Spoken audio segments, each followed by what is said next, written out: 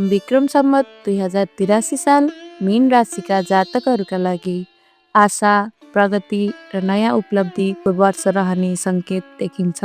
यस वर्ष तपाईँले गरेका प्रयासहरू बिस्तारै सफलतामा परिणत हुने सम्भावना देखिन्छ। धन तथा आर्थिक स्थितिको कुरा गर्दा यस वर्ष आर्थिक अवस्था क्रमशः सुधार हुँदै जाने सङ्केत देखिन्छ। नयाँ आयका स्रोतहरू खुल्न सक्ने सम्भावना पनि छ। अचानक धन लाभ हुने योग पनि बन्न सक्छ, तर अनावश्यक खर्च बढ्न सक्ने भएकाले खर्च नियन्त्रण गर्नु आवश्यक हुनेछ। करियर तथा व्यवसायको क्षेत्रमा जागिर गर्नेहरूका लागि नयाँ अवसर प्राप्त हुने सम्भावना छ। पदोन्नति वा नयाँ जिम्मेवारी प्राप्त हुन सक्छ।